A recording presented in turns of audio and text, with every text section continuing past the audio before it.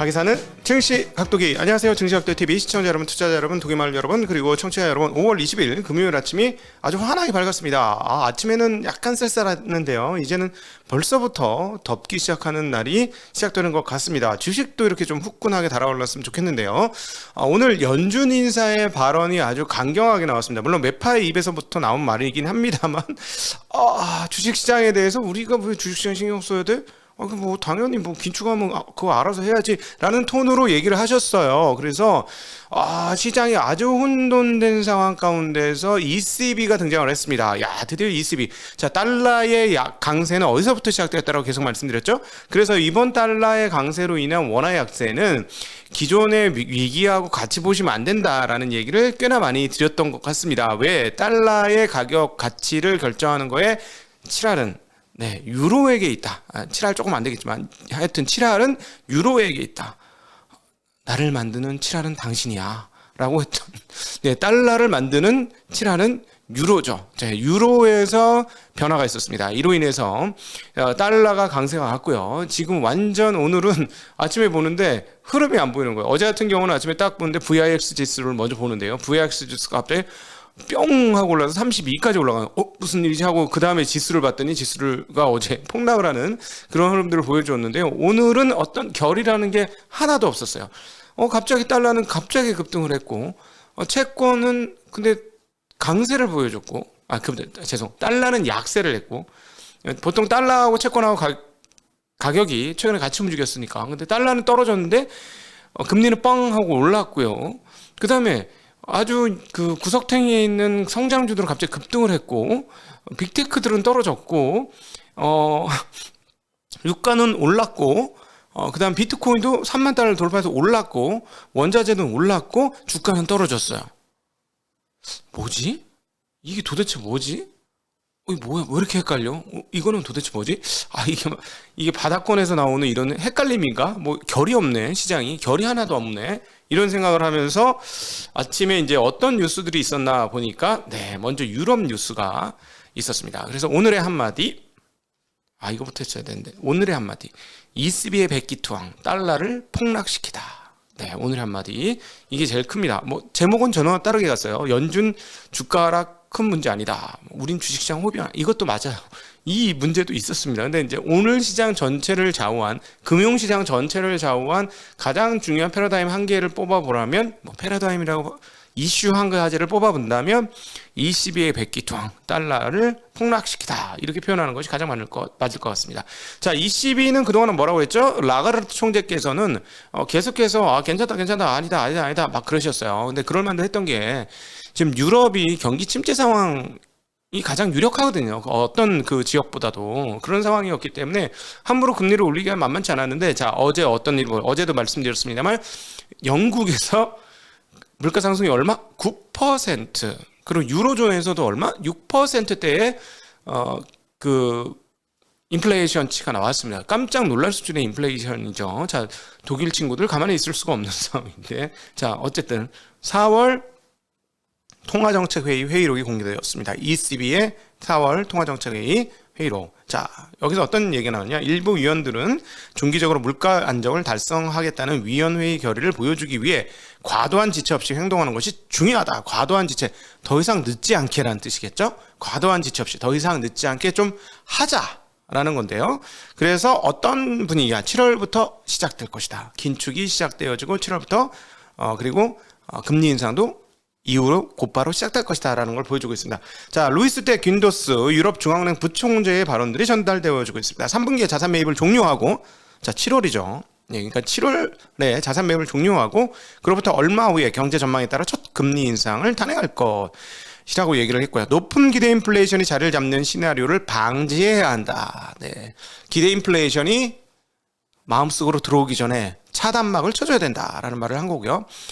경제활동 인플레이션 전망과 관련해 예외적인 불확실성에 직면해 있다. 그리고 통화 정책을 정상화하면서 점진적으로 조심스럽게 움직일 필요가 있다라는 얘기를 했습니다. 이건 무슨 말이에요? 경제 활동과 인플레이션 전망과 관련해 예외적인 불확실성이 있다. 외적인 불확실성에 우리가 직면해 있다. 이건 무슨 말입니까? 중앙은행이 통제할 수 있는 영역 말고 다른 분야가 있다라는 것이죠. 예, 지금 미국 시장에 오늘 또 이게 유럽 중앙은행 얘기했으니까 다른 거 얘기하기 전에 바로 미국의 연준 인사 발언으로 넘어가서 연결해서 한번 얘기를 해보죠. 에스터 조지 캔사스시티 연은 총재의 발언이 있었습니다. 이분 매파로 분류되신 분이고요. 2022년에 투표권을 갖고 계신 분입니다. 연준이 금리 인상을 통해서 인플레이션을 낮출 필요가 있다. 연준은 긴축이 주식시장에 미치는 영향에 집중하지 않는다. 야, 우리는 우리 갈 길 가는 거야. 주식시장 자꾸 우리 건드리지 말어. 네, 이런 분위기였죠. 자, 우리가 노력하는 거는 주식시장 안정이 아니라, 가로치고 주식시장 안정이 아니라 시장이 이해할 수 있도록 정책을 전달하는 것이며 긴축이 예상되어야 한다고 나는 생각한다. 자, 금융시장 우리 긴축할 거라는 거 알았어? 알고 있냐고. 우리 긴축할 거다. 한다니까? 네, 이 얘기를 하신 거죠. 그리고 너희 들었지? 기억하지? 내가 했던 말 여러 번 얘기했어. 우리 긴축한다니까? 네, 이 얘기를 지금 하신 겁니다. 따라서 그것은 특별히 주식시장을 겨냥한 것은 아니지만 더 긴축된 금융환경이 나타나는 길 중 하나라고 생각한다. 우린 긴축해야 돼. 알아먹었지? 응? 자, 알아서 판단해. 끝. 이런 얘기를 해주신 거예요. 네. 자, 여기서 갑자기 거들리라는 전 연준 이사죠. 이사님의 발언이 생각납니다.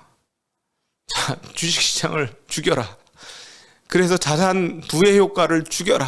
그래서 사람들이 직장으로 나오게 만들어야 한다. 더 이상 부의 효과에 취해서 주식시장에 돈 벌어서 이제 잘 먹고 잘 살아야지. 일하네. 난 경제적으로 자유인이야. 이런 거 못하게 해야 된다. 빨리 노동시장으로 사람들이 진출하게 해야 된다. 그렇기 위해 자산 가격 가치를 떨어뜨려야 한다. 라고 했던 거들리의 말이 생각이 나면서 그동안에 최근에 나왔던 연준 인사들의 발언을 종합해 보면 이분들이 타겟팅하는 타겟이 있습니다. 연준 인사들이 그동안에 시장과 소통하면서 커뮤니케이션을 하면서 포착되는 하나, 타겟팅 뭐예요? 금리 인상을 하기 시작한 이 시점, 이제는 뭐 6월달, 7월달 뭐 50bp 이건 이제 더 이상 중요한 얘기도 아니야. 이제 다 아는 얘기야. 옛날 얘기. 이제 옛날 얘기. 근데 이 사람들이 도대체 어떤 것을 딱 표적물로 잡고 저격을 하고 있느냐? 수요를 죽이겠다는 거죠. 무슨 말? 이건 뒤집으면 인플레이션 기대 심리. 인플레이션 기대 심리가 과해지기 시작했다. 이거 죽여야 된다. 죽여야 된다. 그래서 우리가 할 수 있는 일은 뭐죠? 연준이 계속 최근에 했던 얘기는 우리가 할 수 있는 수요 인플레이션은 우리가 꽉 잡겠다. 이건 우리가 할 수 있어. 너희는 죽었어 이제. 수요 인플레이션 끝났어. 하고 저격하면서 쏘는 거죠. 이 부분은 정해져 있는데 그러나 연준이 못하는 것. 자, 앞서 다시 돌아가죠.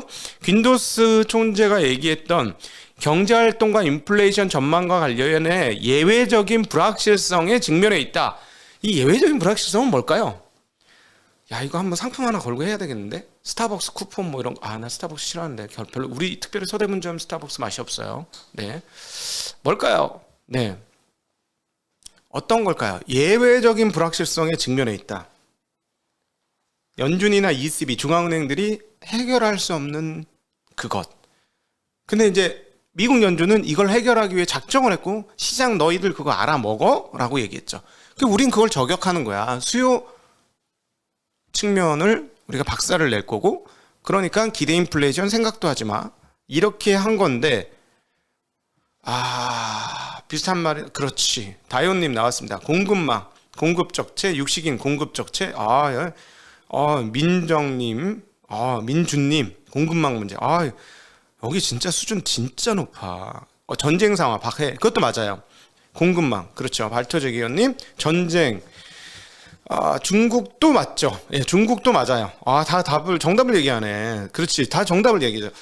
지금 공급망 적체라고 표현되는 일은 어디서부터 발생했죠? 전쟁에서부터 발효가 됐고요. 중국의 제로 코로나를 통해서 또 강화되고 있죠. 이 문제가 공급망 적체를 모두 만들고 있는 이런 상황이잖아요. 그렇죠? 이거는 연준이 어떻게 할 수가 없는 거잖아요. 어떻게 연준이 어떻게 기준금리 인상으로 우리는 전쟁을 막겠습니다. 자, 러시아 너희 죽었어. 기준금리 인상했으면 너희 다 싹 다 죽었어. 이게 됩니까? 안 되잖아. 안, 안 돼. 러시아가 뭐 경제력은 대단하지 않지만은 자기네 안에서 석유도 나오고 밀도 나요. 게임 끝났지. 먹고 에너지가 있고 먹을 에너지와 쓸 에너지가 있잖아.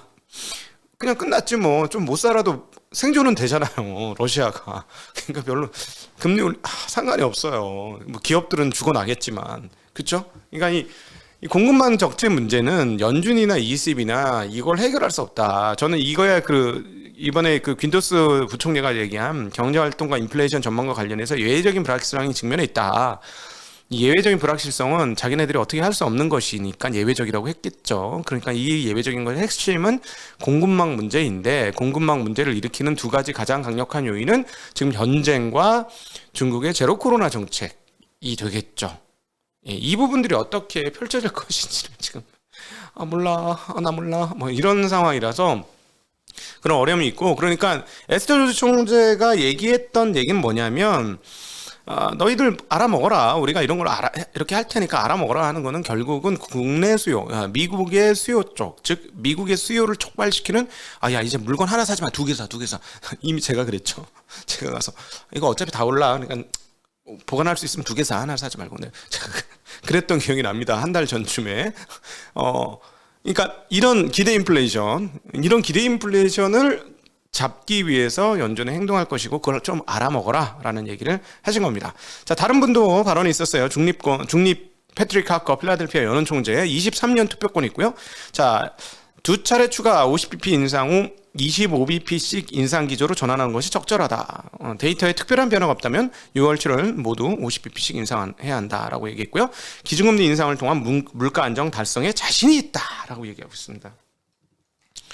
그렇지. 수요는 꺾죠. 우리 이제 보기 시작하는 거예요. 앞으로 이제 이게, 자, 어제와 연결해서 어제의 폭락은 뭐였죠? 이제 경기 침체가 오는구나 라는 생각을 해서 폭락을 한 거잖아요. 경기까지 침체된다. 근데 되게 엇갈리잖아요. 온라인 판매 늘었다니까. 근데 기존의 그 오프라인 판매가 조금 좀 안 좋은 분위기인 거잖아요. 매출은 됐지만 수익이 안 되니까 뭐 이건 이제 공급망, 이게 물류, 그다음 임금 상승, 그걸 이제 반영을 못 시키는 뭐 이런 문제로 인해서 이제 큰일 났다 했는데 온라인 판매 늘었잖아요. 결국 지금 상황들을 경기 침체로 볼 거라는 보는 사람들이 생기기 시작할 것 같아요. 제가 보기에는. 근데 이 기준금리 인상을 통해서 수요 감소가 이루어지는데, 이 수요 감소가 경기 긴축까지 넘어갈지 여부는 잘 봐야 된다는 것이고, 연준이 이 부분에 대해서는 우리 연착륙 할 수 있어 라고 얘기하는데, 이면에는 아마 이 부분이 더 있는 것 같아요. 그러니까 우리가 금리를 인상해서 그 인플레이션 기대 심리를 꺾고, 그 다음에 막 수요단의 막 폭증을 꺾고 이거를 할 건데, 아직까지 경기가 죽지 않았고 임금도 올라오고 있고, 그 다음 고용도 계속 창출되고 있으니 경기 죽지 않아. 그래서 요거가 이렇게 밸런스가 맞으면 우린 연착륙을 할 거야 라는 얘기로 들립니다. 그러나 여전히 제가 보기에는 공급망 문제에 대해서는 그들도 어찌할 수 없다. 금리로 전쟁을 끝낼 수는 없는 거 아니냐라는 것이죠. 그래서 이 문제가 지금 서로 간의 변수로 엮여 있어서, 이 변수단이 어떤 변화를 일으키는지에 따라서 결과는 정말 달라질 수 있어서, 이게 지금 되게 웃기는 얘기예요. 몰라요. 근데 이게 안 된다라고 생각하면 시장이 빠지는 거고, 해결될 거라고 생각하면 시장이 반등할 거예요. 그 중간 사이에 있는데, 그래서 제가 계속 저희가 말씀드리는 거는, 증시각도의 TV에서 말씀드리는 건 뭐냐면, 핵심은 그런 심리를 흔드는 지표들의 변화, 그것보다 더 중요한 건 시장이 이제 어떤 태도로 시장을 대할 것이냐. 다시, 시장 참가자들이 어떤 태도로 시장을 대할 것이냐가 핵심이라는 거예요. 제가 얘기하는 것은 기업들의 실적이 우장창창 갑자기 꺾일 것 같지는 않잖아요. 내년도에 좀 떨어질 수도 있고 그렇지만 아직 모르잖아요. 그럼 모르는 걸 앞서서 땡겨서 얘기할 수는 없는 거니까, 지금 중요한 포인트는 뭐냐면 도대체 미국 주식시장의 PER을 몇 배 줄 것이냐. 16배 주면 다 떨어진 거고 지금. 그죠? 16배 주면 다 떨어진 거고, 13배 주면 더 떨어져야 되는 거고, 20배 주면 미친 폭락이고 급등을 해야 되는 거고, 조만간에. 그런 거잖아요. 그런데 이제 거기에 대해서 기준금리가 수요단도 영향을 미치지만 주식시장의 컨센을 형성하는데도 영향을 미친다는 말씀 드리는 거고, 자, 예전처럼 제로금리면은 PER 배수가 사실 20배건 30배건 무슨 상관이야. 그쵸? 제로금리면. 그래서 상관이 없어요. 그래서 제가 이제 금리가 올라가면 이걸 퍼배수의 수익률과 연관지어서 그거 뭐 김일구 상무님도 얘기하셨죠. 좋은 얘기를 해주셨죠. 그것과 비교해서 한번 보자. 거기에다 플러스 알파 인플레이션에 따라서 PER 배수를 어떤 게 적정한 건지 정해지지 않았지만 시장 컨센이 조만간에 그걸 결정해 줄 것이다. 어렴풋하게. 그래서 예를 들어 16배 정도로 결정이 되면 주가는 이제 다 떨어진 것이다 라고 되는 거고, 아니야 14배 정도 빠져야 돼 금리 올라갈 거 생각하면, 그러면 그렇게 14배까지 떨어질 거면 조금 더 떨어져야 되는 거고 시장이. 그렇죠? 근데 그동안에는 얼마였어요? 굉장히 높았어요. 떨어진 게 큰 건 사실이에요. 뭐냐면 그동안에 뭐 나스닥 같은 경우 거의 30배였잖아요. 이것들이 지금 큰 폭으로 빠졌기 때문에 이제 제가 그래서 어제 애플을 분석을 해드렸잖아요. 이제 오늘은 또 떨어졌으니까 주가가 23배 정도 수준을 과연 애플의 23배를 어떻게 볼 것이냐, 시장 대표주고 세계 대표주인 애플의 배수를 어떻게 볼 것이냐에 따라 분위기가 달라질 것입니다 했는데, 그 단기적으로 변동성 폭은 당연히 두셔야 돼요. 시장 분위기가 안 좋으면 23이 기준 뭐 예를 들어 PER이다. 예를 들어서 23이 그래도 이게 뭐 장중에 뭐 20배, 19배 떨어질 수 있죠. 그러면 그걸 일컬어 우리는 저평가되기 시작했다라고 표현을 하는 것이고, 25, 27 이렇게 가면 고평가됐다고 얘기하는 것이잖아요. 근데 그건 왔다 갔다 할 수 있어요. 왔다 갔다 할 수 있고요. 근데 그걸 정확히 알 수 없다. 그래서 시장을 예측하는 게 되게 어떤 측면에서 되게 무의미한 이유가, 이 사람의 마음이 컨센이 막 바뀌는데 30배도 싸게 느꼈던 게 20배도 비싸게 느낄 수 있는 게 사람 마음인데, 이 왔다 갔다 하는 걸 어떻게 맞출 거냐는 거예요. 그래서 시장 예측이 부질없는 것 중에 하나가 이걸 못 맞춘다니까. 사람 마음을 어떻게 하냐는 거죠. 사람 마음을 아십니까? 당신 그대의 마음을 당신 다 잘 알고 계십니까? 어렵죠. 자, 이것과 연관해서 실업보험 청구자 수가 나왔는데 전주보다 2만 1,000명이 늘어났습니다. 이제 다시 늘어나고 있어요. 늘어나기 시작합니다. 그때 뭐 60만 명의 최저치인가 그랬죠.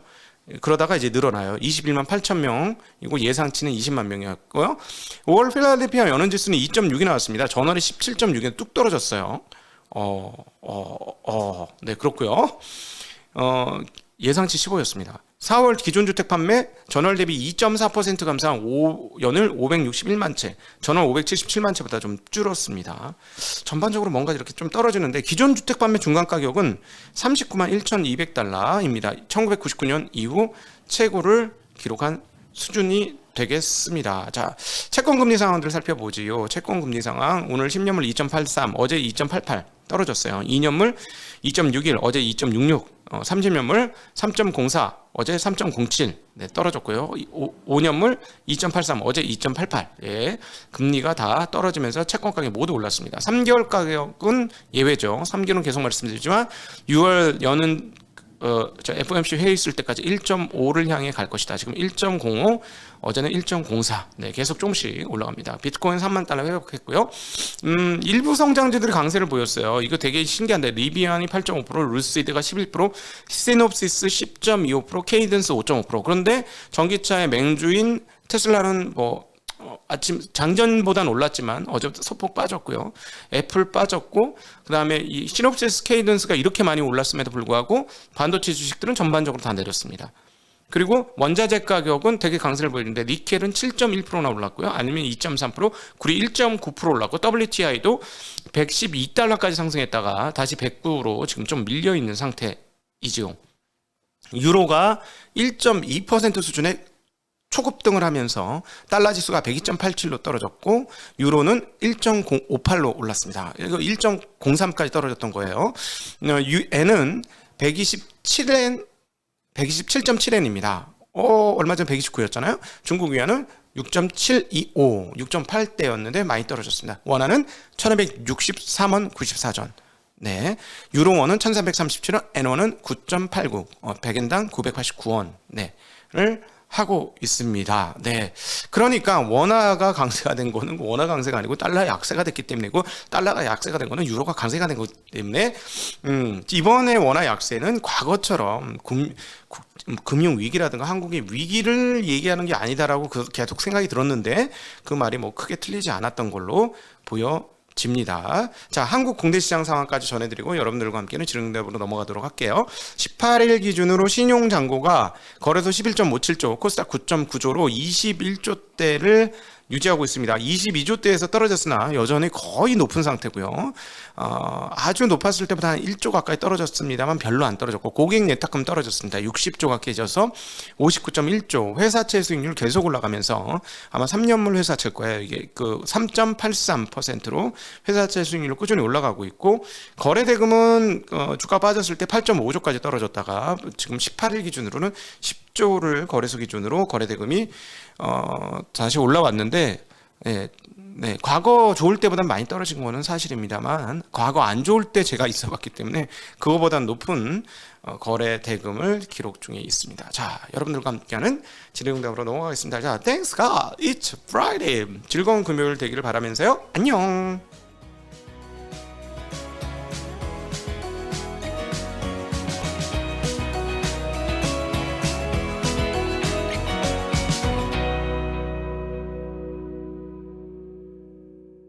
안녕하십니까, 반갑습니다. 증시각도기 곽상준입니다. 이 강의를 들으신 분들은 성공할 확률이 굉장히 높아지신 거예요. 여러분이 투자하신 시간과 가치가 여러분에게 실질적인 노후를 보장하는 수단으로 돌아올 것이라고 저는 믿습니다. 이거 우리끼리 비밀입니다. 이거 딴 데 가서 말씀하지 마세요. 이런 강의하는 사람 거의 아마 제 생각에는 없을 것 같아요. 이거는 실전을 해본 사람만 아는 얘기예요.